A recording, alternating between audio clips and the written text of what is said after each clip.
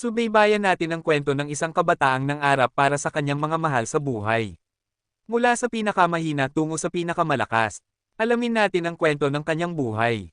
Kabanata 231 hanggang Kabanata 240. Kabanata 231. Nakatayo si Hansen sa likod ng ginintoang reyna ng bulate, hila-hila ang napakalaking martelyong bakal na mas mabigat pa kaysa sa ginintoang palako ng dugong mamamatay. Dahil sa martilyo, hindi makalipad si Hansen. Kailangan niyang gamitin ang ginintoang reyna ng bulate para hilahin ito. Ang nilalang na may banal na dugo ay hindi nakakain at wala masyadong swerte si Hansen. Kung wala ang kaluluwa ng hayop, ang kagamitan na may banal na dugo ang tanging prepeyo niya. Nang sa wakas ay mahayla niya ang martilyo palabas ng lambak, tinanong ni Hansen si Wang Fo Pingching na tulala, Miss Wang Fo, magkano sa tingin mo ang halaga ng kagamitan na may banal na dugo na ito? Lumapit sa kanya si Wang Fo Pingching, inabot ang martilyo para iangat ngunit nabigo. Dahan-dahan siyang kumunat ang noo, masyadong mabigat ang bagay na ito. Ang mga may sapat na lakas para gamitin ito ay hindi na kailangan nito, habang ang mga walang sapat na lakas ay hindi makakagamit nito. Sasabihin kung maaari itong ibenta sa 4 hanggang 5 milyon sa pinakamataas. At kahit sa presyong iyon, kailangan nating maghanap ng tamang tao para bumili nito. Ilang milyon ay medyo malaking pera rin. Sa tuwing mayroon kang isa pang auction, ilalagay mo ba ito bilang isa sa mga item? Kulang sa pera si Hansen kamakailan, at ang ilang milyon ay hindi maliit na halaga. Siyempre, pero sinabi mo na bibilhan mo ako ng hapunan, at inaasahan ko iyon, nakangiting sabi ni Wang Fu Pingching. Siyempre, mabilis na sagot ni Hansen. Naiintindihan niya na hindi madaling ibenta ang isang kagamitan na may banal na dugo. Noong bumili si Qin Zuan ng ginintoang palakol, isang napakalakas na tao lamang sa espesyal na pulutong ang makakagamit nito. Ang martelyong ito ay mas mabigat kaysa sa ginintoang palakol at magiging napakahirap na makahanap ng bibili para dito. Nakuha mo ba ang kaluluwa ng hayop? Kung nakuha mo ito at hindi mo gagamitin, maaari kong ibenta ito ng sabay, garantisadong pinakamagandang presyo, komendat at sabi ni Wang Fu Pingching. Wala akong swerte, hindi ko nakuha ang kaluluwa ng hayop. Nagkibit balikat si Hansen. Hindi na nagtanong ulit si Wang Fu Pingching. Hindi rin siya nagpatuloy sa pagmarcha sa desyerto ng demonyo. Dahil sa sobrang bigat ng kagamitan, kailangan nilang bumalik sa silungan ng bakal na sandata. Matapos lagdaan ang kontrata kay Wang Fu Pingching, ipinadala ni Hansen ang martilyo sa kanya. Bago pa nakabalik si Hansen sa paaralan, ipinatawag siya ni Qin Zuan. Nang makita niya ito, naramdaman niyang may mali. Ang buong koponan ng espesyal na pulutong sa silungan ng bakal na sandata ay naroroon, na bihira. Madilim ang mukha niyang Manly. Komendat sa kanya si Gambler at ang mga kaibigan ni Hansen, at hindi sigurado si Hansen kung ano ang ibig sabihin nila. Umupo ka, hiniling ni Qin Zuan na umupo siya at tumingin sa kabilang bahagi ng silid. Sabi niya, sa loob ng isang buwan, makukumpleto ko ang aking unang ebolusyon at papasok sa santuwaryo ng ikalawang Diyos at kailangan kong gawin ang paglipat ngayon. Tumigil siya at tumingin kay Yang Manly, inirekomenda ko si Yang Manly na maging pinuno ng gang ng bakal na sandata. Pagkatapos ay tumingin siya kay Hansen at sinabi, tungkol naman sa pinuno ng espesyal na pulutong, nais kong i-nominate si Hansen. Nagulat si Hansen at hindi inaasahan na mangyayari ito. Ngayon ay naunawaan niya kung bakit madilim ang mukha ni Yang Manly. Bagaman parang mas malakas ang pinuno ng gang, hindi ito isang formal na organisasyon. Sa kabilang banda, ang espesyal na pulutong ay nasa sistema ng militar. Bilang miyembro ng espesyal na pulutong, si Yang Manly ay nasa ilalim ng pangangasiwa ni Hansen. Tungkol naman sa gang ng bakal na sandata, hindi na siya nagpunta roon ulit matapos niyang pumasok sa paaralan ng militar. Naisip ni Yang Manly na batay sa kanyang kakayahan at kwalipikasyon, dapat siyang maging bagong pinuno ng espesyal na pulutong. Gayunpaman, hindi niya napagtanto na irerekomende ni Qin Zuan si Hansen na maging susunod na pinuno. Natutuwa si Hansen na makita na nagagalit si Yang Manly.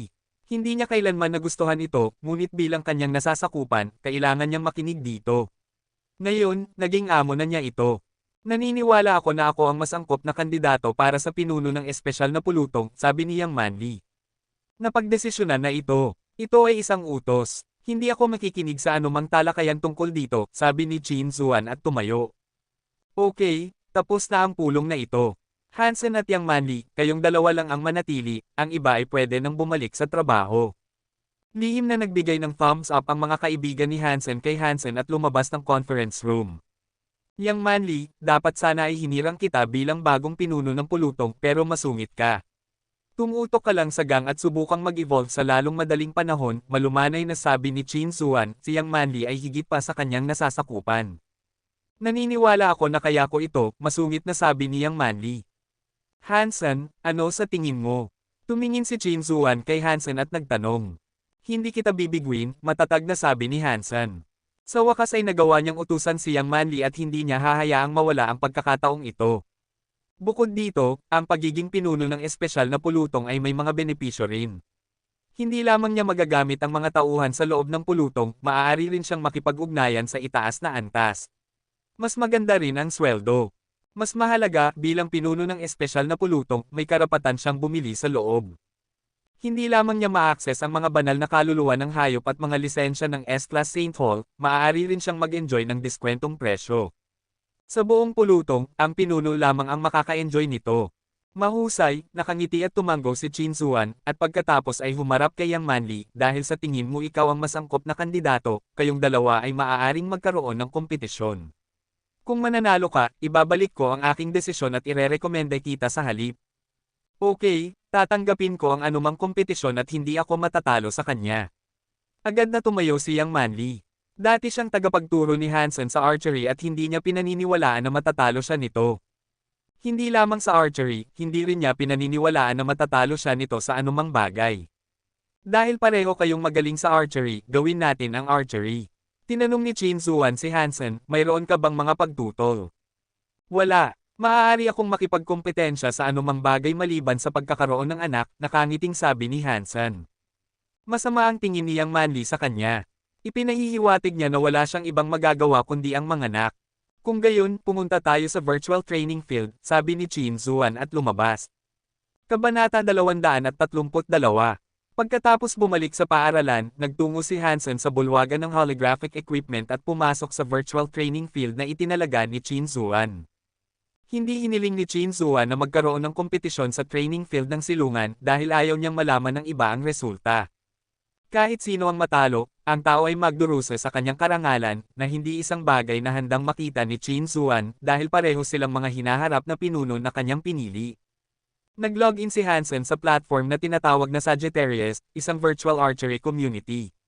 Pagkatapos mag-login, naatasan siya sa seksyon ng hindi pa nag-evolve.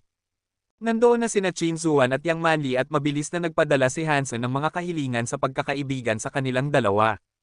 Pagkatapos ay inanyayahan ni Chin si Hansen na pumasok sa silid ng laro. Ito ay isa sa mga klasikong silid ng laro sa Sagittarius. Ito ay tinatawag na kagubatan ng puting ibon. Makakakita ka ng isang landas sa kagubatan na 2 milya ang haba. Kapag dumaan ka sa landas, magkakaroon ng itim at puting ibon sa mga puno. Hindi mo maaaring barilin ang mga puting ibon, kundi ang mga itim lamang. Kung nagkamali kang barilin ng isang puting ibon, mawawala ka. At magdedesisyon kami kung sino ang mananalo batay sa bilang ng mga itim na ibon na iyong nabaril. Kung pareho ang inyong bilang, ang mananalo ay ang mas mabilis na matapos. Mayroon ka bang mga katanungan? Matapos ipaliwanag, tumingin si Chin Zuan sa kanila. Wala, sabay na sagot ni Yang Manly at Hansen. Okay, magsisimula na kayo ngayon. Magkahiwalay na nagsimula ang pagsubok ni Hansen at Yang Manly at pumasok sa kagubatan ng puting ibon. Bagaman ayaw ni Chin Zuan na malaman ng iba ang mga resulta ng kompetisyong ito, isang kakilala ang nakakita sa kanilang dalawa nang pumasok sila sa Sagittarius. Madalas pumunta si Su Xiaoqiao sa Sagittarius para magsanay ng kanyang archery, sa kabila ng kanyang walang pakialam na hitsura. Mas masaya ang Sagittarius kaysa sa pagbaril sa isang target. Nang matapos lang ang pagsasanay ni Su Xiaoqiao, nakita niya sina Chin Zuan, Hansen, at Yang Manly nang sabay-sabay at labis siyang nagulat. Paano nangyari na nag-login ang tatlo sa kanila sa Sagittarius nang sabay-sabay? Ano ang kanilang ginagawa? Biglang naging mausisa si Su Xiaoqiao at sumunod sa kanila sa silid ng laro. Buksan sa lahat ang silid ng laro, ngunit pagkatapos pumasok ang isang tao sa eksena, magiging isang natatanging karanasan ito para sa manlalaro. Nakita ni Su Xiaoqiao na parehong nagsimula na sina Hansen at Yang Manly sa pagsubok sa kagubatan ng puting ibon at nag-alinlangan. Maaari niyang gamitin ang mode ng pagmamasid at magbayad para panoorin ang isa sa kanila. Gayunpaman, siya ay nag-iisa at imposible para sa kanya na panoorin silang dalawa. Sandali lamang na nag-pause si Su Xiaoqiao bago niya piniling panoorin ang pagsubok ni Hansen. Hindi dahil sa tingin ni Su Xiaoqiao na mas magaling na archer si Hansen, kundi dahil alam ng lahat sa bullseye kung gaano kagaling si Yang Manli. Hindi sigurado si Su Xiaoqiao kung gaano kagaling si Hansen, kaya't na-intrigue siyang makita ang pagsubok ni Hansen. Pagkatapos pumasok sa mode ng pagmamasid, nakita ni Su Xiaoqiao na naghihintay si Hansen na magsimula ang pagsubok. Pamilyar si Su Xiaoqiao sa silid ng larong ito at nagsanay na rin dito noon. Madali at mahirap ang eksena na ito ng sabay. Madaling makapasa sa hamon ng sinuman sa pamamagitan ng pagtakbo ng hindi binabaril ang anumang puting ibon. Gayunpaman, kung ang isang tao ay mabilis ngunit hindi marami ang nabaril na itim na ibon, ang kanyang marka ay magiging napakababa. At kung ang isang tao ay dahan-dahang pinapatay ang mga itim na ibon, ang kanyang marka ay magiging mababa pa rin. Gayon din, ang eksena ay nakatakda sa gabi at ang kagubatan ay napakadilim, kaya't ang ilang itim na ibon ay maghahalo sa dilim at madaling mapalampas ang mga ito. Ang ilang itim na ibon ay lumilipad ng napakabilis at kung minsan ay sa iba't ibang direksyon, na isang malaking hamon para sa oras ng reaksyon ng archer. Bilang karagdagan, maraming puting ibon ang biglang lilito upang dagdagan ang kahirapan. Kapag nabaril ang isang puting ibon, matatapos ang laro, at ang archer ay hindi man makakakuha ng marka. Ayon sa setting ng system, may 1,000 itim na ibon sa kagubatan ng puting ibon, at ang kanilang lokasyon at direksyon ay lahat ng random. Walang pattern na susundin. Sa makatuwid, halos imposible na garantiya ang katumpakan at bilis ng sabay. Sa kabutihang palad, sa silid ng larong ito, walang limitasyon ang mga palaso. Sa totoong buhay, ang pagdadala lamang ng 1,000 palaso ay sapat na nakakapagod. Karaniwang makakakuha si Su Xiaoqiao ng rating na D at paminsan-minsan ay C. Kung ang isang tao ay makakapatay ng higit sa 70% ng mga itim na ibon at masisiguro ang kanyang bilis, maaari siyang ma-rate na A. Tungkol naman sa pinakamataas na rating, S, halos walang makakamit nito. Walang mga puting ibon na pinapayagan, at lahat ng itim na ibon ay dapat patayin, walang miss at mabilis, kailangan mong matugunan ang lahat ng mga kondisyong ito upang makakuha ng S. Sa buong kasaysayan ng Sagittarius, isang tao lamang ang nakakuha ng S sa hindi pa nag-evolve na kagubatan ng puting ibon. Ang taong iyon ay isang profesional na archer na sinanay mula pagkabata at siya na ngayon ang pinakamahusay na archery coach sa militar. Kahit na mas magaling si Hansen sa akin sa archery, hindi ko pinaniniwalaan na makakakuha siya ng A. Ang kanyang antas ay dapat na B. Habang kinakalkula ni Su Xiaoqiao kung anong uri ng marka ang makukuha ni Hansen, sinimulan niyang i-record ang pagsubok na ito.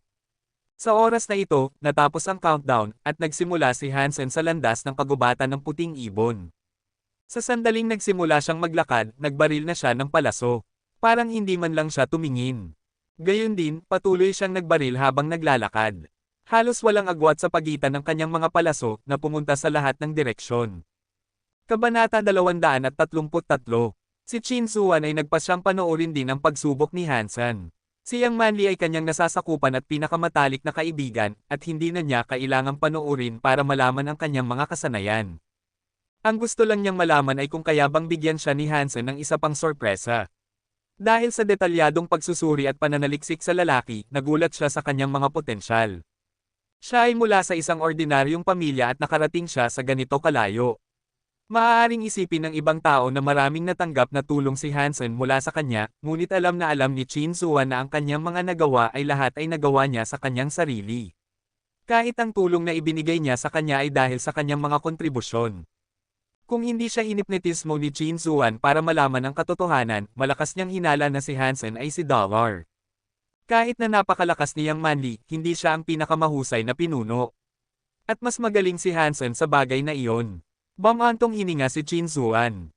Hindi madaling posisyon ang kanyang kinalalagyan, na pinipilit mula sa itaas at ibabang antas ng sabay. Kung makakapili si Qin Zuan, mas gugustuhin niya maging isang sundalo lamang na ang tanging responsibilidad ay makipaglaban. Ngunit dahil nasa ganitong sitwasyon siya, kailangan niyang gampanan ang kanyang mga responsibilidad. Sana hindi niya ako bibiguin. Ayaw ni Qin Zuan na matalo si Hansen, dahil kung sakaling si Yang Manli ang mamumuno sa pulutong, maaari siyang maharap sa krisis dahil sa pagiging prangka.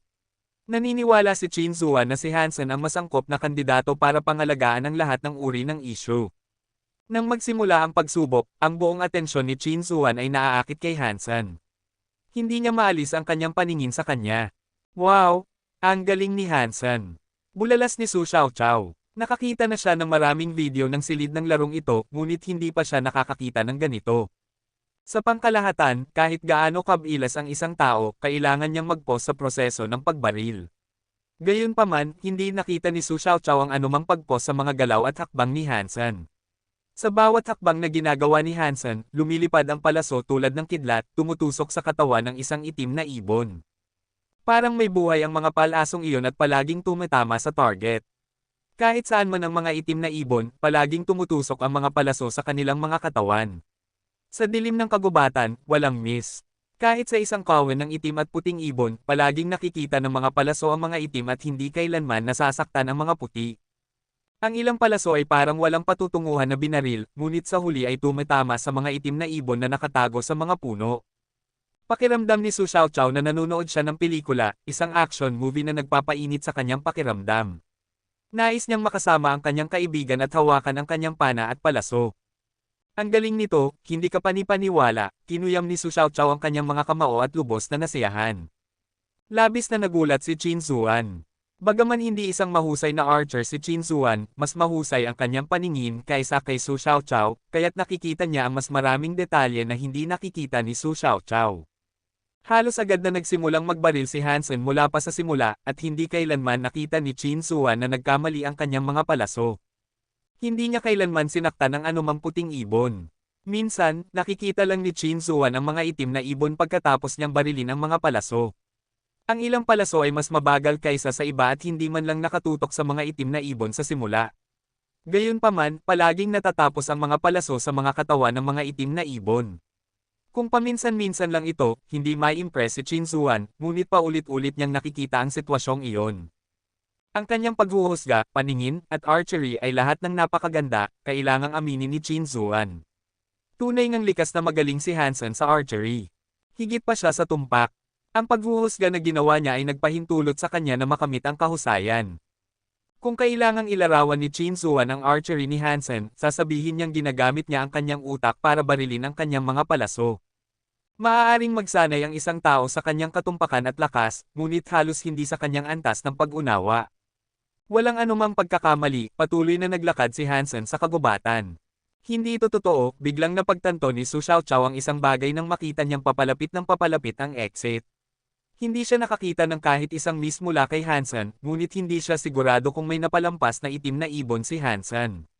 Kung wala siyang miss, kapag narating ni Hansen ang exit, maaari siyang makakuha ng isang alamat na rating na S. Kinabahan din si Qin Zuan. Bagaman napakalakas niyang Manli, makakakuha lang siya ng rating na A. Kung sakaling ma-rate na S si Hansen, walang duda na matatalo si Yang Manli. Ito ay isang resulta na handang makita ni Qin Zuan. Pagkatapos ng lahat, kung ang isang pinuno ng koponan ay walang ganap na awtoridad, ang katatagan ng koponan ay mapapahamak. Kung kaya ni Hansen na talunin si Yang Manli sa kanyang pinakamalakas na larangan ng archery, magagawa niyang maitatag ang kinakailangang awtoridad upang pigilan si Yang Manli sa pagtatanong sa kanyang kakayahan. Kabanata 234. Labis na nasiyahan si Yang Manli sa kanyang performance. Nahijitin pa niya ang kanyang sarili dahil sa kanyang matinding pagnanasang talunin si Hansen at patunayan ang kanyang sarili kay Qin Zuan. Kahit naipa rin ang kanyang rating, ang kanyang marka ay kabilang sa mga namumuna sa antas A. Mas marami siyang napatay na itim na ibon at nadagdagan din niya ang kanyang bilis ng 3 minuto. Habang lumalabas si Yang Manli sa eksena ng pagsubok, nakita niya na naroon sina Qin Zuan at Hansen at naisip, napakabilis niyang natapos, ibig sabihin mas mabilis pa siya sa akin. Kung gayon, tiyak na hindi siya nakapatay ng sapat na itim na ibon o kaya naman ay may nabaril siyang puti. Ito ang aking marka. Diretso na ipinakita ni Yang Manli ang kanyang ulat kay Qin Zuan. Antas A, 964 na itim na ibon ang napatay. Magaling, gumawa ka ng malaking pag-unlad dahil 36 lang ang iyong napalampas, binasa ni Qin Zuan ang mga estadistika sa ulat at pumuri. Tunay nga, ang ganitong marka ay kahanga-hanga sa mga hindi pa nag-evolve. Kaya, palihim na naisip ni Qin Zuan, si Yang Manli ay magiging hindi matatalo sa Steel Armor Shelter. Mayroon lang si Hansen. Kumusta ka naman? Tanong ni Yang Manli kay Hansen. Hindi siya masaya na ang kanyang posisyon ay ninakaw ng isang teenager. Hindi nagsalita si Hansen at ipinakita ang kanyang ulat. Isang tingin pa lang, biglang lumiit ang mga mata ni Yang Manli at mukhang hindi makapaniwala. Isang gintong S sa ulat ang nagsabi sa kanya na natalo siya. Tiyak na napatay niya ang lahat ng 1,000 itim na ibon at mas mabilis pa siya kaysa sa kanya. Paano nangyari iyon? Hindi makapaniwala si Yang Manli na napakalakas ni Hansen. 6 na buwan na ang nakalipas, sinanay niya ito. At nagkaroon siya ng ganitong pag-unlad sa loob lamang ng 6 na buwan. Antas maraming profesional na archer ang hindi man lang makakakuha ng ganitong rating. Kahit na nasa archery department si Hansen, ang kanyang pag-unlad ay kapansin-pansin pa rin. Ayon sa kaalaman ni Yang Manli, si Hansen ay nasa Warframe contest at black and white boxing competition. Nagbida pa siya sa isang commercial. Gaano pa kaya karaming oras ang natitira sa kanya para magsanay ng archery? Tiningnan ni Yang Manli si Hansen. Kahit gaano man siya ayaw aminin ang katotohanan ito, ang katotohanan ay katotohanan. Antas hindi man lang niya kayang makipagkompetensya. Okay. Tapos na ito, hindi masyadong nagsalita si Chin Zuan, ngunit palihim na nasiyahan sa performance ni Hansen. Gayunpaman, ayaw niyang pababain si Yang Manli, kaya hindi niya ito pinuri. Alam din niya na ang mga papuri ay hindi talaga gumagana sa lalaking ito. Nang umalis ang tatlo sa online community, si Su Xiaoqiao ay nasa sabik pa rin, pinapanood ang video na kinuha niya lang. Hindi ko akalaing napakalakas pala ng archery skills ni Hansen. Paulit-ulit na pinanood ni Su Xiaoqiao ang video at hindi mapigilan. Ang Hunting Frenzy ay parang pinakamagandang pelikula, puno ng magagandang eksena. Ang figure ni Hansen ay nakatayo ng matayog at malamig, at ang kanyang mga galaw ay makinis at perpekto. Walang anumang pag-edit, ang video na ito ay maihahambing sa anumang maayos na dinisenyong pelikula. May tinatago ka palang sikreto sa akin. Panahon na para sa parusa. Ngumisi si Su Xiaoqiao at in-upload ang video sa farm ng Sagittarius. Pinangalanan din niya itong, Antas Kagubatan ng Puting Ibon. Nag-alinlangan si Su Xiaoqiao ng 1 segundo at pinanatili pa rin ang paglalabo sa mga facial features ni Hansen para maprotektahan ang kanyang identity. Antas totoo ba? Hindi ako naniniwala na totoo ito. Marami ang nanood ng video ng may pag-aalinlangan at nagsimula ng isang mainit na pag-uusap sa forum. Ito ay hindi ka panipaniwala, siguradong special effect. Tiningnan ko lang sa official website. Ang pagsubok na ito ay talagang may rating na S. Napakagaling. Paano niya nagawa iyon? Nanood ako ng higit sa 10 beses at hindi ko mapigilan ang sarili ko. Lubos akong nahuhumaling. Sino ang taong ito? Hindi ko mapigil ang panoorin ito. Tulong. Tutulong ako sa iyo pagkatapos manood ng 10 beses pa.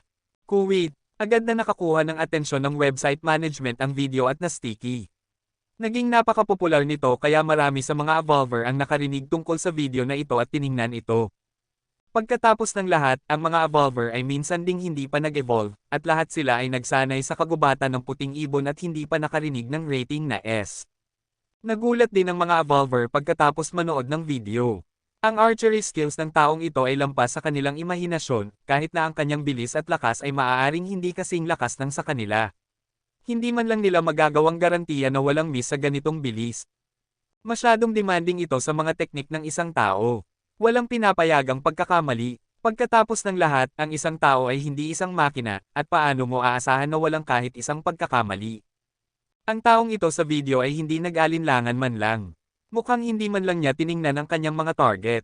Ang hindi kapani-pani walang kontrol at tiwala na ito ay lampas sa lakas at bilis. Ito ay dapat na pekeng. Ganito ba talaga siya kalakas? Hindi kapani-paniwala. Totoo ito dahil kinilala na ito ng official website. Sino siya? Kabanata 235. Nakita rin ni Yang Manli ang video. Dahil sa timestamp ng video, madali para sa kanya na malaman na si Hansen iyon. Tinitingnan si Hansen, nakaramdam ng goosebumps si Yang Manli. Ang ganitong uri ng performance ay magiging ultimate pursuit ng kahit anong archer. Higit pa siya sa tumpak. Para bang kaya niyang hulaan ang lahat. Para sa mga archer o sniper, ang pinakamahirap na bagay ay hindi kailanman ang katumpakan, kundi ang paghuhusga sa ilalim ng mga komplikadong sitwasyon. Malinaw na si Hansen ay isa sa mga pinakamahusay na archer na nakita niya sa aspektong ito. Hindi siya nakatutok sa anumang target nang siya ay bumaril, ngunit kaya niyang sabihin kung saan pupunta ang target. Nakaramdam ng panlalamig si Yang Manli. Kung siya at si Hansen ay magbabarilan sa isa't isa, baka hindi man lang siya makagawa ng isang shot. Isang pakiramdam na mahirap ilarawan. Tama si Chin Zuan. Likas siyang magaling, naisip ni Yang Manli matapos manood ng video. Ang video ay naging napakapopular sa Sagittarius, ngunit ang popularidad nito ay natapos sa mga mahilig sa archery. Ang archery ay, pagkatapos ng lahat, isang hindi gaanong popular na kasanayan. At ang Sagittarius ay isa lamang sa mga circle ng archery. Pagkatapos bumalik sa paaralan, nais tumawag ni Hansen sa kanyang kasintahan nang biglang tumunog ang kanyang comlink. Tinawag ni Situ Ziyang ang lahat ng miyembro ng archery team. Sa training field ng school team, nakita ni Hansen sina Shi Jikang, Lu Meng, at Zhang Yang na tinawag din ni Situ Ziyang. Hansen, kaya nandito ka rin sa school team? Tanong ni Shi Jikang na nakangiti. Kailangan kong mag-ambag sa aking department. Bakit ka nandito? Walang pakialam na sabi ni Hansen. Pareho lang. Nang repisuhin ni Situ Ziyang ang file ni Hansen, pinag-aralan niya ulit ang mga profile ng lahat ng iba pang espesyal na kinuhang estudyante, iniisip kung makakahanap siya ng sinuman na nakaligtas sa kanyang atensyon tulad ng ginawa ni Hansen. Sa huli, nagpas siyang tawagin ni Situ Ziyang ang mga roommate ni Hansen para sumali sa team at bigyan sila ng training. Kahit na hindi sila sapat na magaling ngayong taon, magiging magaling sila sa susunod na taon. Alam mo ba kung bakit tayo tinawag dito ng coach? Tanong ni Hansen sa kanyang mga roommate. Sino ang nakakaalam? Pareho lang tayo, sabi ni Shi. Siyempre tinawag tayo dito ng coach para mag-train. Ngayon na nasa school team na tayo, kailangan nating kumita ng karangalan para sa Blackhawk, positibo pa rin si Zhang Yang. Nang gusto pang magsalita ni Hansen, hinay pa ni Situ Ziyang ang kanyang whistle para tawagin sila. Ngayon ay tinawag ko kayo para ipakita sa inyo ang ilang mga recording ng isang estudyante na magiging isa sa inyong mga karibal ngayong taon. Binuksan ni Situ Ziyang ang holographic device at ipinakita ang video. Ito ay isang inedit na video ng isang taong bumaril sa iba't ibang oras, at karamihan sa mga eksena ay kinunan sa venue ng Military School League Tournament. Sa mahigit 40 minuto, ang buong school team ay napakatahimik na maririnig mo pa nga ang pagbagsak ng karayom sa sahig. Matapos ang video, pinunasan ni Shi Jikang ang malamig na pawis sa kanyang noo at sinabi, OMG. Sigurado ka bang estudyante lang sa military school ang taong ito at hindi isang profesional na archer na evolver? Lalaban tayo sa kanya. Imposible. Tiyak na matatalo tayo. Hindi siya dapat tao. Siya ang ating kalaban at tiyak na isang estudyante sa military school, walang pakialam na sabi ni Lu Meng. Interesado si Situ Ziyang sa sagot ni Lu Meng at sinabi, dahil kilala mo ang taong ito, pakilala mo siya sa iyong mga kasamahan sa team. Natural na sinabi ni Lu Meng, naniniwala ako na narinig na ninyo ang tungkol sa kanya, si Jing Jiwo, ang captain ng archery team ng Alliance Central Military Academy. Tinatawag siyang monster ng mga tao. Noong freshman year niya, pinangunahan niya ang kanilang archery team para maging champion ng tournament. Mula noong sophomore year niya, tinulungan na niya ang Alliance Central Military Academy na manalo sa bawat kompetisyon mula sa Warframe hanggang sa martial arts hanggang sa Hand of God, walang exception. Noong junior year niya, ginawa niya ang eksaktong parehong bagay. Binago ng Military Academy League ang kanilang mga rules dahil sa kanya. Ngayon, isang player lang ang pinapayagang lumahok sa isang field. Napakasama naman ng swerte. Paano nangyari na napili ni Jing Jiwo ang archery? Nauna ka na. Batay sa ating lakas, hindi malamang na makikipagkompetensya tayo sa Alliance Central Military Academy. Wala nang pakialam kung gaano kalakas si Jing Jiwo. Totoo iyan. Halos hindi man lang tayo makapasok sa second round sa mga nakaraang tournament. Umaasa talaga akong makasalubong siya. Matatalo rin naman tayo. Mas mabuti na siya kaysa sa iba. Walang pakialam na nagkomento ang mga senior members ng school team. Malinaw na nawala na sila ng tiwala at espiritu sa mga taon ng pagkabigo. Marami kang alam tungkol kay Jing Jiwo, kaya gaano mo kaya kalaking posibilidad na matalo natin ang Alliance Central Military Academy? Tanong ni Situ Ziyang. Wala tayong kahit anong tsansa. Hindi lang sila may Jing Jiwo, ngunit ang dalawa sa kanilang mga miyembro ng team ay nasa top 10 at ang dalawa pa ay nasa top 20. Gayunpaman, wala tayong sinuman na nasa top 100, prangka na sabi ni Lu Meng. Lahat ng senior team members ay naramdaman na ang tanong ni Situ Ziyang ay hindi praktikal. Wala man lang silang tsansa na harapin ang Alliance Central Military Academy, kaya ang presumption ay hindi man lang mangyayari. Tumango si Situ Ziyang at walang sinabi. Humarap siya kay Hansen at nagtanong, Hansen, ano sa tingin mo? Kabanata 236. Malalaman lang natin yan pag naglaro na tayo, nakangiting sagot ni Hansen. Nagtinginan sa kanya ang mga senior team members. Kung galing sa ibang freshman ang komento, tiyak na sasabihin nila sa tao ang lahat tungkol sa mga masamang performance ng Blackhawk sa kasaysayan. Gayunpaman, si Hansen ang nagsabi nito, kaya nanahimik sila. Pagkatapos ng lahat, si Hansen ang henyo sa campus at nakamit ang malaking tagumpay sa ibang mga bagay. Sa kaloob-looban nila, nanatili pa rin silang may paghamak sa sinabi ni Hansen. Nasiyahan si Sito Ziyang sa sinabi ni Hansen. Natutuwa siyang makita na mayroong kahit isang tao na may morale sa kanyang team. Ang Blackhawk ay matagal nang natatalo kaya natural lang na mawala ng tiwala ang mga senior team members.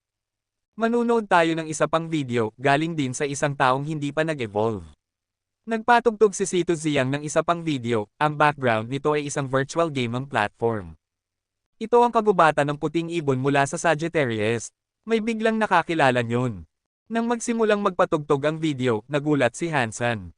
Ito ang video niya na kumukuha ng pagsubok sa kagubatan ng puting ibon. Sino ang taong ito? Ang galing. Nanlaki ang mga mata ni Shi Jikang. Ito ay dapat na inedit. Totoo bang siya ay isang taong hindi pa nag-evolve? Si Jing Jiwoo din ba iyan? Nakita ko na iyan. Isang totoong video ito at kinilala na ng Sagittarius. Nasa eksena na rin ako, at hindi ko kaya iyon. Sino siya? Hindi mahalaga kung sino siya. Sa tingin mo ba mas mahina siya kay Jing Jiwoo? Tanong ni Sito Ziyang. Mahirap sabihin kung walang laban. Nagsimulang mag-isip ang lahat. Si Jing Jiwoo ay malakas nga, ngunit ang taong nasa video ay pantay na magaling.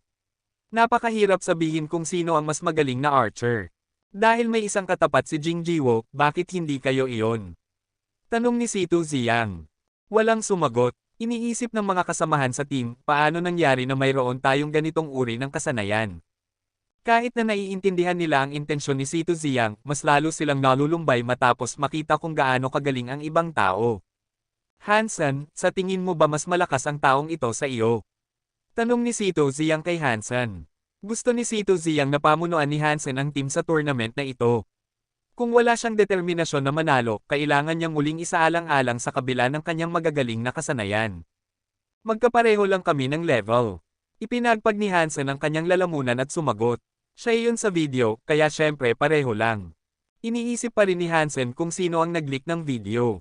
Mabuti na lang at nalabo ang kanyang facial features at walang nakakaalam na siya iyon. Hindi niya inisip na si Chin Zuan iyon, pero sino pa ang manunood ng kanyang pagsubok at ire-record iyon? Wala ring pakialam si Hansen.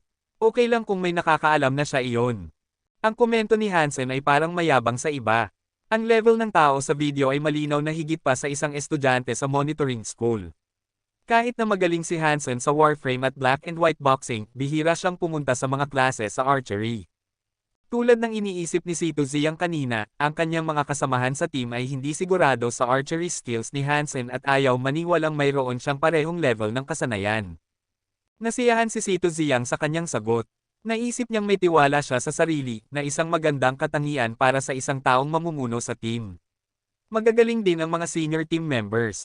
At madalas silang natatalo dahil sa kawalan ng tiwala sa sarili. Napakaganda. Ngayong taon, ang ating goal ay talunin ang Alliance Central Military Academy. Kaya, magtulungan tayo para magawa iyon. Pagkatapos ay inihayag ni Sito Ziyang ang training plan at hiniling sa bawat player na sundin iyon. Hansen, talagang sa tingin mo kaya mo ring gawin iyon? Tanong ni Zhang Yang kay Hansen sa kanilang pagbabalik sa dormitoryo. Tumingin din sina Shi Jikang at Lu Meng kay Hansen, interesado na marinig ang kanyang sagot. Anong video ang pinag-uusapan mo? Tanong ni Hansen. Kumusta naman si Jing Jiwoo? Nanlaki ang mga mata ni Zhang Yang. Parang iniisip ni Hansen na kaya niyang matapatan silang dalawa. Ang kasanayan ni Jing Jiwoo ay mahirap matapatan. Masyadong mataas ang kanyang fitness index. At kulang ako sa physical strength kumpara sa kanya. Matapos manood ng video ni Jing Jiwoo, naisip din ni Hansen na siya ay isang malakas na kalaban. Ang kanyang mga teknik ay hindi mukhang magarbo, ngunit napaka-praktikal. Bilang karagdagan, mayroon siyang natitirang physique. Sa makatuwid, walang makakatalo sa kanya. Ang physique ni Hansen ay kabilang sa mga nangunguna sa kategorya ng mga hindi pa nag-evolve, ngunit kumpara kay Jing Jiwoo, hindi siya kasing ganda. Sa kasalukuyan, ang Sacred at Mutant Geno points ni Hansen ay hindi pa maxed out, at ang kanyang Jad Esken ay hindi pa umaabot sa unang phase. Kung mapapabuti niya ang dalawang aspektong iyon, dapat niyang matalo si Jing Jiwoo. Hansen, talagang kasing lakas ka ba ng taong nasa kagubatan ng puting ibon? Hindi napigil ang itanong ni Shi Jikang. Bilang isang estudyante sa archery department, alam ni Shi Jikang kung gaano kahirap iyon. Iyon ang ultimate goal ng kahit anong archer. Halos, kibet balikat at walang magawa na sabi ni Hansen. Kung gusto mo, dapat nating kunin ang pagsubok dito sa campus, para tumigil na ang mga senior team members sa kanilang mga kalokohan, galit na sabi ni Shi Jikang. Kahit na ang mga senior team members ay hindi masyadong nagsalita noon, palihim nilang kinomento ang kay-abangan ni Hansen na nagpagalit kay Shi Jikang. Hindi na kailangang patunayan ang anumang bagay sa mga estranghero. Sa oras ng laban, ang katotohanan ang magsasalita, makatwirang sabi ni Lumeng. Tumango rin si Zhang Yang, dapat natin silang baliwalain ngayon at magsanay ng mabuti. Kung ipadala tayo ng school, ipapakita natin sa kanila na si Lumeng ay hindi imposible sa tournament. Kailangang isuko ni Shi Jikang ang ideya na dalhin si Hansen para kumuha ng pagsubok. Hansen, may 1 minuto ka ba? Isang malambing na boses ng babae ang narinig ng pabalik na sila sa dormitoryo. Kabanata 237. Nanlaki ang mga mata ng mga roommate ni Hansen, tinatitigan si Wang Fu Pingqing na lumapit kay Hansen. Ano iyon? Ayaw na tanong ni Hansen. Nakalimutan mo na ba ang ipinangako mo sa akin? Nakangiting tanong ni Wang Fu Pingqing. Pagkatapos ay humarap siya sa mga roommate nito, balak niyo bang manghiram sa kanya sandali? Walang problema, komendat si Shi Jikang kay Hansen. Naalala ni Hansen na ipinangako niyang ililibre ito ng hapunan. Ngayon na napunta pa ito sa kanya, wala siyang ibang pagpipilian kundi ang sumunod dito. Una, nakipag-hook up sa ating campus bell, ngayon naman sa bagong goddess, bakit hindi ako nagkaroon ng swerte? Pagtatamang sabi ni Shi Jikang. Dahil hindi kasing kinis ng balat mo. Bakit naman magugustuhan ng mga magagandang babae ang isang bastos na lalaki na tulad mo? Sinubukan siyang ibaba ni Lumeng. Kapag tumanda na ang mga magaganda, maiintindihan nila ang mga benepisyo ng pakikipagsama sa isang bastos na lalaki, sagot ni Sam. Tumingin ng may paghamak si Lumeng kay Sam na matigas ang mukha at puno ng mga maruruming jokes. Hindi ba tayo kakain? Bakit tayo nandito? Nagsisimulang maghinala si Hansen at tumingin kay Wang Fu Pingqing. Nasa gate na sila ng military school. Walang permiso, imposible na makalabas ng campus. Kakain tayo. Kunin mo ito. Binigyan ni Wang Fu Pingqing si Hansen ng pass at inakay siya palabas ng campus. Tiningnan ng guard ang pass at pinayagan silang umalis. Nang makalabas na sila ng school, isang pribadong eroplano ang nakaparada sa harap ni Wang Fu Pingqing. Wang Fu, saan mo ako dadalhin? Kumunat ang noo at tanong ni Hansen. Sabi ko kakain tayo. Hawak ang braso ni Hansen, isinakay siya ni Wang Fu Pingqing sa eroplano. Naramdaman ni Hansen na ang kanyang braso ay nasa pagitan ng mga ulap. Tumingin siya pababa at nakita niyang nakasuot si Wang Fu Pingqing ng puting turtleneck jersey, ipinakikita ang kanyang kurbadang figure. Pagkaraan ng 40 minuto, ang eroplano ay lumapag sa isang napakagandang dome-shaped building. Hawak ang braso ni Hansen, ginamit ni Wang Fu Pingqing ang kanyang card at pumasok sa building.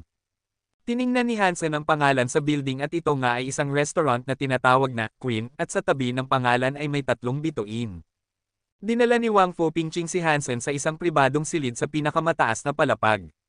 Ang dekorasyon ng silid na ito ay medyo kakaiba, iba sa isang regular na restaurant. Ang sofa ay crescent shape, nakaharap sa isang dingding na natatakpan ng kortina. Ang mesa ay isang arc din na nakaharap sa dingding. Habang nagtataka si Hansen, umupo na si Wang Fu Pingqing sa sofa at kinuha ang remote para buksan ang kortina. Sa likod ng kortina, ang dingding ay gawa sa one-way glass, at nasa balkonahe pala sila. Pagtingin pababa, makikita nila ang isang napakalaking martial ring. Sa martial ring, isang mainit na laban ang nagaganap. Sa labas ng ring ay isang nagsisigawan at naghihiyawan na karamihan. Sa isa pang click sa remote, biglang narinig ang tunog. Ano ang gusto mong orderin? I-click ulit ni Wang Fu Pingqing ang remote at ang holographic images ng iba't ibang pagkain at presyo ay lahat ay ipinakita. Libre ko ito, kaya dapat kang mag-order. Lubos na naaakit si Hansen sa 2 tao sa laban. Parehong evolver sila at mukhang nakakuha na sila ng maraming Geno points. Pareho silang nagsanay ng magagaling na Hyper Geno arts. Ang lalaki ay ang 2 braso ay parang itim na metal, at ang babae ay nakasuot ng isang pares ng shorts, at ang kanyang mahabang binti ay kumikinang na parang pilak. Ang isa ay gumagamit ng mga kamao at ang isa ay mga paa. Pareho silang may pambihirang lakas at bilis. Sa tuwing may banggaan ng laman sa laman, parang metal ang tunog. Malakas si Hansen sa mga hindi pa nag-evolve. Kumpara sa mga evolver na ito, kulang pa rin siya. Pagkatapos ng lahat, magkaiba ang kanilang katayuan. Ang Hyper Geno arts na ginamit ng dalawa ay interesado rin kay Hansen, lalo na ang mga maaaring magbago ng istrukture ng cell ng katawan.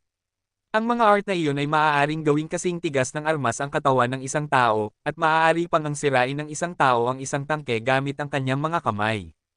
Ngunit hindi sila walang mga flaws. Ang dalawang braso ng lalaki at ang mga binti ng babae ay hindi maaaring manatiling parang metal ng tuloy-tuloy. Bawat isang minuto, magiging normal na laman sila. Wang Fu, nasaan ito? Nang may hatid na ang pagkain, mausisan na tanong ni Hansen. Ang Queen Restaurant ay isang negosyo na pag-aari ng Ares Martial Hall. Ito ay isang combat-themed restaurant. Araw-araw, pumupunta dito si Stevens mula sa Ares Martial Hall para mag-perform. Hindi lang iyon nagpapataas ng ating negosyo, kundi nagpo-promote din ng Martial Hall, nakangiting sabi ni Wang Fu Pingching. Nag-abala ka pang dalhin ako rito. Hindi lang ito para sa hapunan, komento ni Hansen. Ang pag-alis lang sa kanya sa school ay isang malaking abala. Ano ang plano mo pagkatapos ng graduation? Tanong ni Wang Fu Pingching nang hindi sinasagot ang pagdududa ni Hansen. Anong plano ang magagawa ko? Nasa military school ako at natural na mag-e-enlist ako, walang pakialam na sabi ni Hansen. Binuhusan ni Wang Fu Pingching si Hansen ng isang baso ng alak at isa rin para sa sarili niya. Matapos uminom ng alak, nagpatuloy siya, ang ordinaryong mga military school graduates ay magiging second lieutenant o lieutenant, at para sa iyo, madali para sa iyo na maging isang major. Pinupuri mo ako, nakangiting sabi ni Hansen. Ang major ay ang pinakamataas na ranggo na maaaring makamit ng kahit anong military school student. Kaya, plano mo bang maglingkod sa army palagi, o tapusin lang ang iyong mandato sa paglilingkod? Tanong ulit ni Wang Fu Pingching. Hindi ko pa naiisip iyon ng ganoon kalayo, sabi ni Hansen. Kahit na ang special school ay pag-aari ng military, ang mga function nito ay limitado sa God's Sanctuary, at wala itong magiging epekto sa official ranking ni Hansen. Kung magdedesisyon kang magtrabaho para sa army, dapat mong isaalang-alang ang pagkuha sa Ares Martial Hall. Marami tayong alumni sa military ngayon, at sila ay magiging malaking tulong sa iyo. Naintindihan na ni Hansen ang mga intensyon ni Wang Fu ngayon. Nang malapit na siyang magsalita ng isang bagay, ngumiti si Wang Fu Pingching at sinabi, walang madali. Mayroon ka pang mga taon hanggang sa magtapos ka at maaari mong pag-isipan ito ng dahan-dahan. May biglang kumatok sa pinto na mukhang manager at yumukod kay Wang Fu Pingching, Miss, inihanda na namin ang lahat ayon sa iyong hiniling. Kabanata 238. Matapos umalis ang manager, ngumiti si Wang Fu Pingching kay Hansen at nagtanong, alam mo ba kung bakit ang restaurant na ito ay pinangalan ng Queen? Umiling si Hansen at naisip, paano ko naman malalaman iyon? Hindi ako parte ng inyong organisasyon. Dahil mayroong isang tunay na queen dito, seryosong sabi ni Wang Fu Pingching. Queen. Napahinto si Hansen. Walang queen sa alliance, ang pinakamataas na political figure ay ang presidente, kasunod ang mga senador at general. Hindi ang queen ng alliance, kundi ang queen sa Martial Ring, paliwanag ni Wang Fu Pingching, tinuturo ang Martial Ring. Napansin ni Hansen na ang dalawang evolver ay umalis na ng ring, at isang host ang naglakad papunta sa gitna at nagsalita ng may excited na boses, ngayon ang highlight ng gabi, ang ating queen ay lalaban sa kanyang ika-1,000 laban. Mananatili bang undefeated ang kanyang kamahalan? Antayin natin at alamin. Mabuhay ang queen sa entablado. Pagkatapos, ang mga ilaw ay namatay sa buong Martial Ring, at ang spotlight lang ang tumama sa isang matangkad na babae na nakasuot ng combat suit. Naglakad siya patungo sa ring na nakasuot ng butterfly mask para takpan ang kanyang mukha. Siya ay mga 6 feet ang taas at mukhang isang mabangis na armas mismo. Sa sandaling lumabas ang babae, nagsimulang maghiyawan ang lahat ng audience at tinawag ang kanyang pangalan gamit ang parehong ritmo. Tumayo ang babae sa ring, itinaas ang kanyang kaliwang braso at itinuro ang kanyang hintuturo at gitnang daliri sa langit. Gamit ang gesture na ito, nagsimulang tumayo ang audience at ang atmosphere ay naging mas mainit. Ngayon, ang hamon sa kanyang kamahalan ay si Xu Jicheng mula sa Iron Fist Martial Hall, sa pagpapakilala ng host, isang lalaki na mga 30 anyos ang dumating din sa Martial Ring. Hindi nakinig si Hansen sa host, ngunit pinanatili ang kanyang mga mata sa babaeng tinawag na Queen. Mayroon siyang napakabangis na asta na parang nakakita na siya ng 1,000,000 kamatayan. Si Hansen mismo ay mayroon ding isang mabangis na aura, ngunit kumpara sa kanya, wala iyon. Habang tinatitigan ni Hansen si Queen, nagsimula ang laban at ginawang golden alloy ni Xu Jicheng ang kanyang mga kamao at sinuntok ito kay Queen. Mabilis at mabangis ang suntok, pinipiga ang hangin habang ito ay sumusulong. Kahit na gamit ang paningin ni Hansen, hindi niya masabi kung paano sinimula ni Xu Jicheng ang suntok. Naisip ni Hansen sa sarili, tunay nga, hindi ako makakatalo sa mga malalakas na evolver. Napakagaling ng suntok na ito. Ito ang sikat na Super Alloy Fist, isang S-Class Hyper Geno Art ng seksyon ng evolver sa St. Hall. Kahit na sa mga revolvers, iilan lang ang nakakapaggamit nito ng maayos. Ang lalaking ito ay malinaw na mas malakas kaysa sa huling lalaki. Di nagtagal, natuklasan ni Hansen na ang pinakamahusay kay Xu Jicheng ay hindi ang kanyang kamao, kundi ang kanyang footwork. Ang kanyang footwork ay napakabilis na nilapitan niya si Queen sa 2 hakbang lang. Nagawa rin niyang gawin ang pinakamabangis na suntok sa pinakamahinang anggulo nito. Hindi man lang gumalaw si Queen, hinayaan ang kamaong mas matigas pa sa bakal na tumama sa kanyang templo. Bang! Ang mabangis na suntok ay tumama sa templo ng babae, bahagya lang gumalaw ang kanyang ulo. Di nagtagal, nakabawi na siya at tinitigan si Xu Jicheng ng may lamig. Mukhang hindi makapaniwala si Xu Jicheng. Hindi siya makapaniwala na ang kanyang signature move ay hindi man lang nasaktan ang babaeng ito. Aking turn. Itinaas ni Queen ang kanyang kaliwang kamay na hugis kutsilyo, ang kanyang puting balat ay biglang namula. Nang makita siyang itinaas ang kanyang kamay, hindi na kinaya ni Xu Jicheng ang pressure at tinawag ang kanyang Beast Souls. Ang kanyang upper body ay biglang natakpan ng armor at isang mahabang kutsilyo ang lumitaw sa kanyang mga kamay. Gamit ang isang sigaw, sinugod ni Xu Jicheng si Queen gamit ang kanyang kutsilyo. Tulad ng kidlat, ang talim ay malapit ng putulin si Queen. Malamig ang kanyang mga mata, hindi nilayon ni Queen na umiwas. Nang nasa mukha na niya ang kutsilyo, bigla niyang iwinasiwas ang kanyang kamay dito. Ang kanyang kamay ay tumama sa Beast Soul Blade at ang armas ay nabali sa gitna, na parang gawa sa kahoy. At ang kanyang kamay ay hindi pa tumigil doon, at lumipat sa likod ni Xu Jicheng. Crack! Ang Beast Soul Armor ni Xu Jicheng ay nabali, dugo ang umaagos mula sa siwang. Ginagalaw ni Queen ang kanyang mga daliri at ang kanyang kamay ay naging normal ulit. Natamba si Xu Jicheng sa martial ring at hindi na tumayo. Sa paghiyawan ng audience, agad na nagmadali ang medical team at sinubukang iligtas si Xu Jicheng. Itinaas ulit ni Queen ang 2 daliri sa langit na nagdulot ng mas malakas na hiyawan. Pagkatapos ay naglakad siya palabas ng martial ring at nawala sa channel. Nanlaki ang mga mata ni Hansen. Nakakita na siya ng maraming video ng mga laban sa pagitan ng mga evolver, ngunit wala sa kanila ang kasing ganda ni Queen. Malinaw na si Queen ay kabilang sa mga nangungunang evolver. Sa 1,000 laban, hindi siya natalo kahit kanino mula sa ibang martial hall. Siya ang Queen dito, at ang ating pinakamahusay na estudyante. Kung handa kang sumali sa Ares Martial Hall, maaari mong tamasahin ang parehong cultivation na kanyang pinagdaanan. Mayroon kang malaking talento at maaari ka pang maging mas mahusay kaysa sa kanya, nakangiting sabi ni Wang Fu Pingqing. Hindi siya dapat isang ordinaryong estudyante. Ayaw maniwala ni Hansen na si Queen ay isang ordinaryong estudyante sa Martial Hall. Siyempre hindi, at kung gusto mo, maaari ka ring maging extraordinary. Comment ito. Paano? Kung pakakasalan mo ako at maging related sa Ares Martial Hall, tiyak na magiging extraordinary ka. Napalunok si Hansen sa tubig na iniinom niya lang. Kabanata 239. Hansen, hindi pa nag-evolve. Katayuan, wala. Tagal ng buhay, 200. Geno points na kailangan para mag-evolve, 100. Geno points na nakuha, 100 ordinaryong Geno points, 100 primitive Geno points, 64 na mutant Geno points, 50 sacred Geno points. Si Hansen, na nasa estado ng pagiging unevolved, ay bumisita sa Steel Armor Shelter upang suriin ang kanyang data. Napansin niyang kailangan pa niya ng ilang mutant Geno points. Dahil mahirap makakuha ng sacred Geno points, nagpasya siyang manghuli ng mga mutant creatures muna. Tungkol naman sa imbitasyon ni Wang Fu Pingqing, hindi siya masyadong interesado. Alam niyang kahanga-hanga si Queen, ngunit hindi niya pinaniwalaan na ito ay bunga ng pagsasanay mula sa Ares Martial Hall. Ang nagpaiba kay Queen ay ang kanyang sariling personalidad at kakayahan. Isang malakas na babae. Sa buong alliance, masyado pa akong mahina at kailangan kong pumunta sa Second God Sanctuary sa lalong madaling panahon, naisip ni Hansen habang lumalabas siya ng shelter, handang manghuli ng mutant creatures. Paglabas niya, napansin niya ang isang pulang lubid na nakatali sa isang baluktot na puno. Ito ang signal na iniwan niya kay Lu Weinan. Sa simula, sinabi lamang niya ito ng pabiro at hindi talaga nagplano na makipagtulungan kay Lu Weinan, lalo na't nag-away sila noon. Halos nakalimutan na niya ito, ngunit ang pulang lubid ay nagpaalala sa kanya. Interesado si Hansen na malaman kung ano ang balak ni Lu Weinan. Naghintay siya hanggang sa magdilim at ginamit ang Color Shifter Beast Soul upang lapitan ang puno.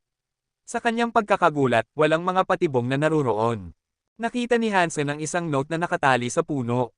Nang bawiin niya ito, nakita niyang may nakasulat na lokasyon na hindi kalayuan mula sa shelter. Matapos mag-pause ng sandali, nagpasya pa rin si Hansen na pumunta sa nabanggit na lokasyon. Kahit na posibleng may masamang balak si Lu Weinan, kailangan niyang malaman kung bakit. Kung siya ay pinapanood ngunit hindi siya sigurado sa dahilan, hindi siya magiging komportable. Sa kabutihang palad, dala niya ang Color Shifter Beast Soul. Sa nabanggit na lokasyon, nagtago siya at nagmasid. Walang patibong, ngunit nakita niya si Lu Weinan na nakatayo sa ilalim ng puno na mukhang nag-aalala. Anong kailangan mo? Tanong ni Hansen, nag-transform bilang dollar habang lumalapit kay Lu Weinan. Brother, finally, nandito ka. Matagal na kitang hinihintay. Sabi ni Lu Weinan na masigla. Ano ang kailangan mo? Tanong ni Hansen, nagkunot ang noo. Brother, may nakita akong sacred blood creature sa Dark Swamp, ngunit hindi ko ito napatay. Gusto ko sanang humingi ng tulong mo, ipinaliwanag ni Lu Weinan. Naghintay si Lu Weinan kay Hansen sa loob ng ilang araw.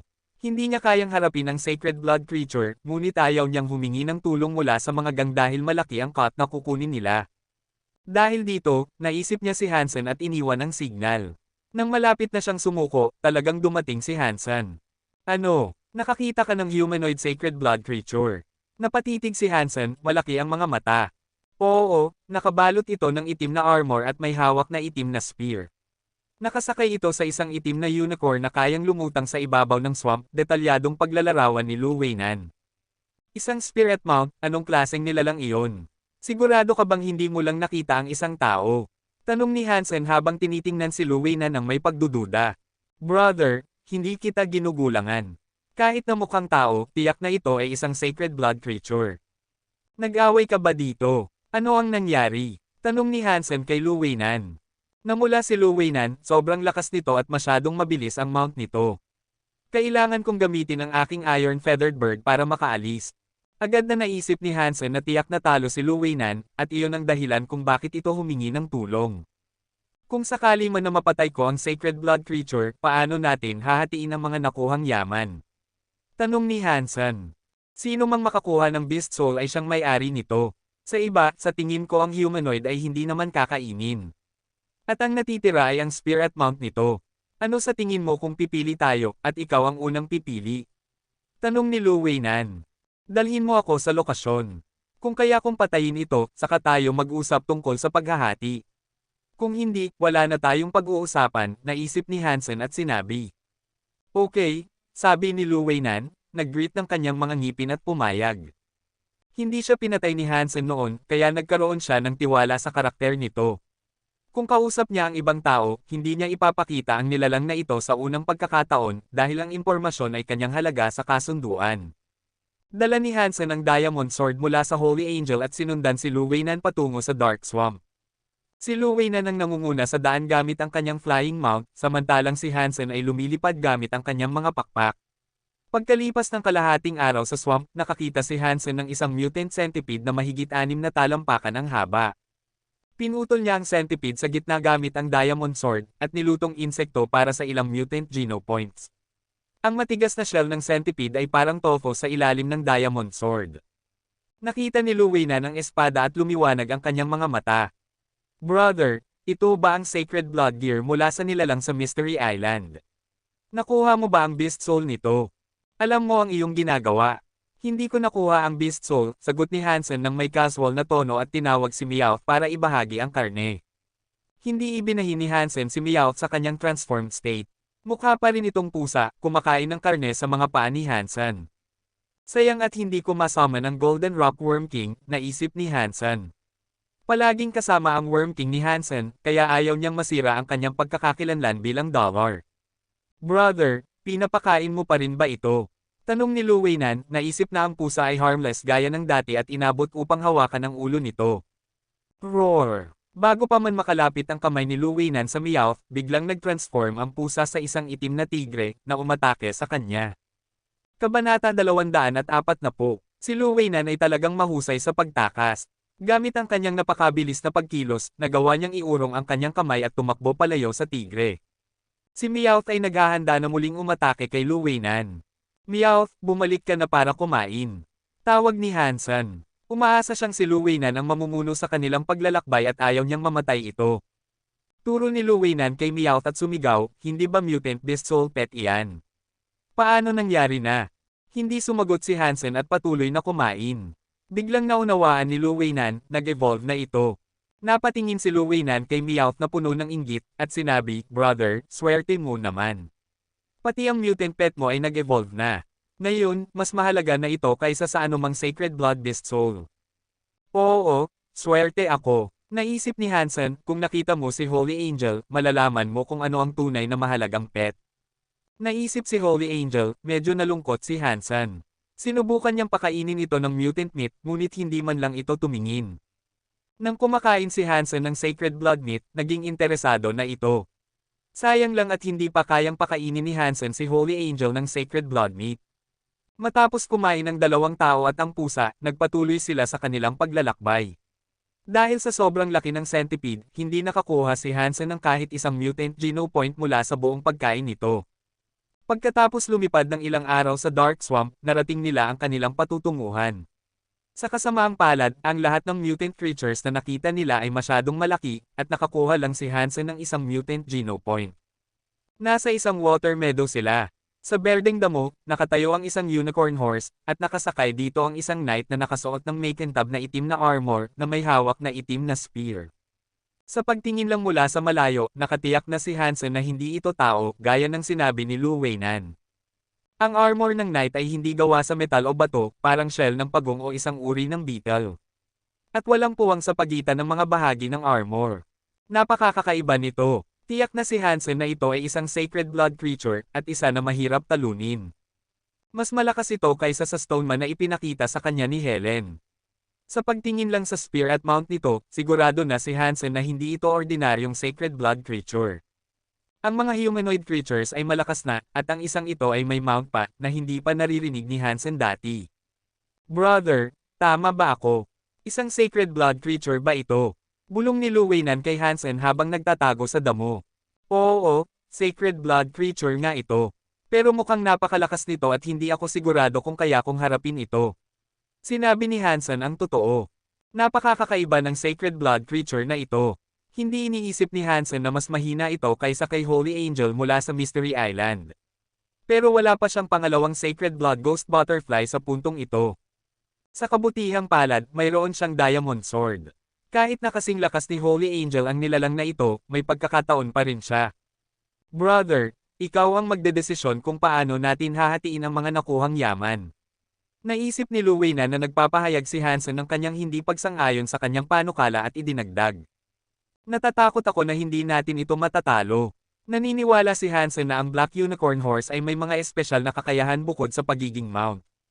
Napakasigla ni Lu Weinan at sinabi, kailangan nating subukan muna. Ang ganitong uri ng bihirang sacred blood creature ay tiyak na mahalaga. Kung sakaling makuha natin ang beast soul nito, magiging mayaman tayo. Sige, kaya, pag-usapan muna natin kung paano natin hahatiin ang mga nakuhang yaman. Natatakot ako na hindi maganda ang iyong panukala, sabi ni Hansen. Ano ang iminumungkahi mo? Tumingin si Lu Weinan kay Hansen at maingat na nagtanong. Dahil ikaw ang nagbigay ng impormasyon, makukuha mo ang 20% ng ating kita. Ang natitirang 80% ay hahatiin ayon sa ating kontribusyon sa pangangaso. Ano ang tingin mo? Naisip ni Hansen at iminungkahi. Okay. Pumayag si Lu Weinan sa mga kondisyon ni Hansen. Sa ganitong paraan, makakakuha siya ng hindi bababa sa 20%, samantalang ang mga malalaking gang ay malamang na magbibigay lang sa kanya ng 10% na cut. Bukod pa rito, kung magkakaroon ng kontribusyon si Lu Weinan, makakakuha siya ng mas malaki. Orihinal na nais ni Lu Weinan na magsikap dahil posible na makuha niya ang Beast Soul kung may pagkakataon siyang gumawa ng huling atake. Matapos ang kanilang pag-uusap, palihim nilang nilapitan ang sacred blood creature habang nagtatago sa damo. Naisip ni Hansen, gaano man kalakas ang sacred blood creature na ito, hanggat hindi ito lumilipad, hindi ito magiging masyadong mapanganib para sa kanilang dalawa. Nang nasa 500 talampakan na sila mula sa sacred blood creature, bigla itong tumingin sa kanilang direksyon. Malinaw na nakita ni Hansen na sa likod ng helmet ng Sacred Blood Creature ay may isang pares ng pulang mata na kasimpulan ng apoy sa impyerno. Bago pa makatugon sina Hansen at Luwinan, mabilis na pinasugod ng Sacred Blood Creature ang Black Unicorn Horse patungo sa kanila at itinaas ang itim na spear. Mag-ingat, masyadong malakas ang isang ito. Hinawakan ni Hansen ang Diamond Sword gamit ang dalawang kamay at ginamit ang Jadesken ng buo. Ang Unicorn Horse ay may napakabilis na bilis. Maaari rin itong lumutang sa ibabaw ng tubig at hindi lumulubog. Halos agad, ang Sacred Blood Creature ay nasa 12 talampakan na lang ang layo kay Hansen. Dahil sa bilis nito, mabilis nitong ginamit ang spear upang saksakin si Hansen sa dibdib.